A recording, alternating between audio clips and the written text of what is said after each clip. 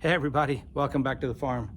I just got Jean and Grace fed, got them back in the pasture, fed Posey, Felicity, and Destiny out there in the field. So they're all back out there drinking water and standing under the shade shelter. So taking this time to film this over here where they're not all up around me and knocking me over. But in last week's video, I had an issue where I was commenting that the girls were real close together. I said, if you remember, that we had gotten off and checked their lines and everything. We didn't see any obvious problems. Well, once I got back to the house, got showered, got clean, got some water, got cooled off, I was watching the video and editing it, and I saw exactly what the problem was, and I wanted to share that with you this week. A lot of times when you're driving a team, their lines will get hooked. You know, they've got snaps all over their harnesses, and if the horses get too close together, they can inadvertently, this horse can hook to this horse, and you know, they can't get separated. Or one of the lines comes through a ring on the hames and it gets hung on the back side with the buckle, or on the fore side with the buckle, and you've got no input with the lines. And that's what we thought was going on. And it was just, I was looking for that, and I didn't see the obvious. You've heard the saying, you couldn't see the forest because of the trees. I couldn't see the super obvious, but like I said, once I started editing, I saw it. So I don't have a smooth flow over here yet. Every time we harness the horses, I'm trying to get them to where it's just a smoother flow every time until it's a well-oiled machine. And right now it's not. So every time we try something different. And if it works, and we add it. And if it doesn't work, then we don't do it next time. Standing in the alleyway in the cross ties, they've got that down pretty good. They know that once they get standing in the cross ties that it's time to get harnessed. But what happened last week is we took the horses out individually. We harnessed them and we put them back in their tie stalls. And then we took them out of tie stalls. Paris took one, I took one. We took them outside, put them on the forecart, hitched them to the forecart. And then when I went to grab the lines, I realized that I had never put the lines on. And I kind of went into panic mode, and I kind of started scurrying around, and I couldn't get my thoughts straight. Paris was in front of the horses, holding the horses, but if you've ever driven horses, typically when you get a team hitched up, they know that they're hitched up and they're ready to go. They're throwing their head up and down, they're moving their front feet, they're ready to go. They're ready to go to work. You got to get that freshness off of them, do a few laps, get them warmed up, then they'll stand for you just fine. But at the very beginning, you know, they're amped up and they're ready to go because they know they're hitched and they know they're going. So Paris was standing in front of them holding their lead lines, and I was frantically scurrying around trying to get the lines installed. Pretty dangerous deal. Now my horses are pretty calm, but you never know what's going to spook a horse. There's no such thing as a bomb-proof horse. People will tell you there is, but there's not. And you never know what's going to spook them. And while Paris was holding them and had complete control of them and was completely calm, I could have been doing something behind them that spooked them. And if they wanted to go forward and run over Paris, there's nothing that his 200-pound body could have done to stop their mass. No different than holding your hand up in front of a car and saying stop, and the guy stops.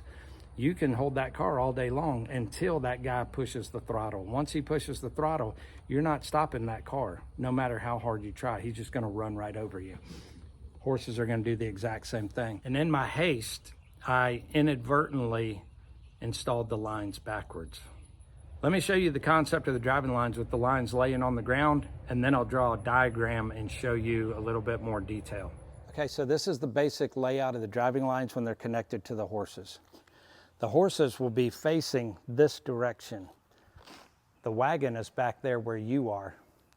Those two lines that are coming in the bottom of the screen are where I'm going to be holding them. This outside line right here is a continuous line, meaning it's one line all the way down.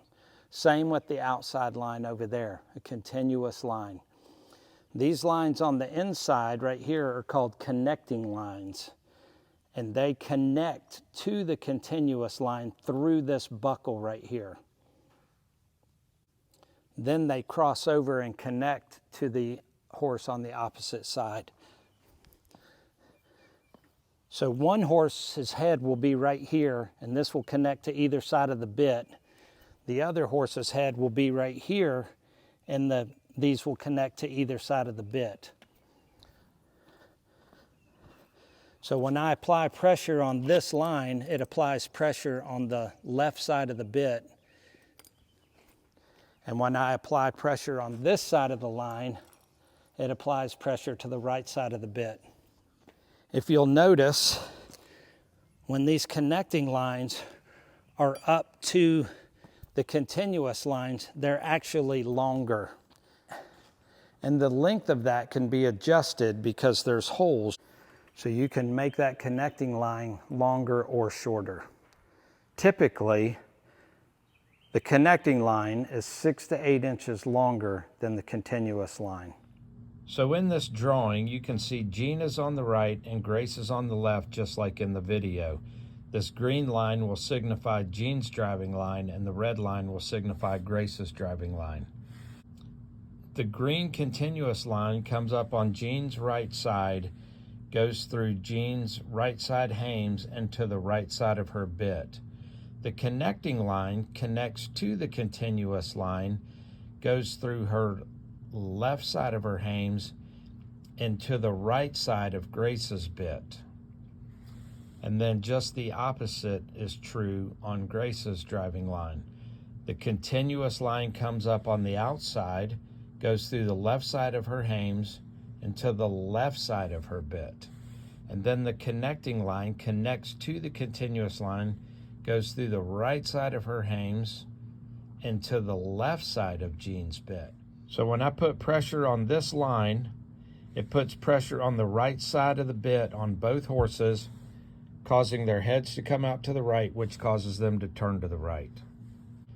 So when I pull on this line, it puts pressure on the left side of the bit of both horses, causing their heads to turn to the left, which causes their bodies to go to the left. And that gives you a better understanding now of why the inside line or the connecting line is longer than the outside line or the continuous line. It is to compensate going through the hames and then reaching across to the inside bit of the other horse. So instead of installing the lines like this, I had them crossed like this, putting the continuous lines on the inside, which are the shorter lines. So what that did is it applied pressure unevenly, applying it to the inside of the bits before the outside of the bits. So let me show you a little clip of last week's driving when it became obvious to me that I had the lines on backwards. If you pay special attention, you can see that the continuous lines are tight and the connecting lines have just a little bit of slop in them.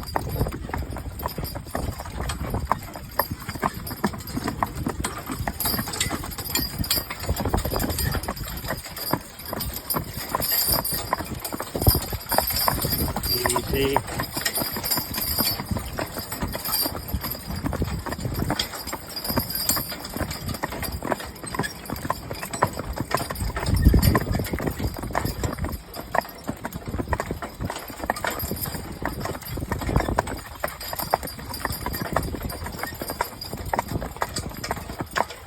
So with the continuous lines being tight and the connecting lines having an inch or so of slop in them, what ended up happening is I was applying pressure to the inside right of Jean's bit and the inside left of Grace's bit. And it was causing both of them to come in on each other. And so that's why they stayed right on each other and gave me the impression that they were hooked together. And I didn't recognize that while I was driving. It took me to go back and look at the video to recognize that. So what I have done to keep that from happening again in the future is I put a black zip tie on the continuous lines buckle and I cut it off. And all that is a visual reference. It doesn't matter if I hook them up or somebody else hooks them up. just a quick reference before I get on the wagon to verify that the black zip tie is on the outside of either horse. And as long as it's on the outside, I don't have to run my hand up there.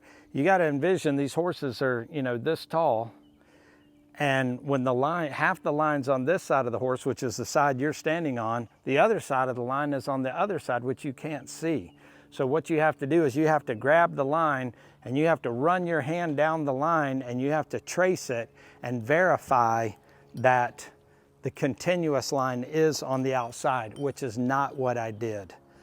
By having that zip tie on there, I will just be able to do a quick reference. Again, it doesn't matter if I hook it or somebody else hooks it. As long as I do a quick spot check before I get on the wagon or the cart or the mower or whatever, and I see this black tie on the outside, I know we're good. Those lines being crossed, I'm not the first person that's ever done that, nor will I be the last person that's ever done that. But it's not going to happen to me again, I can promise you, because I've got that visual indicator now. As I said, I couldn't see the forest because of the trees, and I'm glad I figured out now why the girls were doing this, and I just wanted to bring that to all of y'all's attention and let you know what the correct application of the lines is and how they work. So, hope it helps. I appreciate you watching. As always, remember who you are, be kind to those around you, stand up for what you believe in.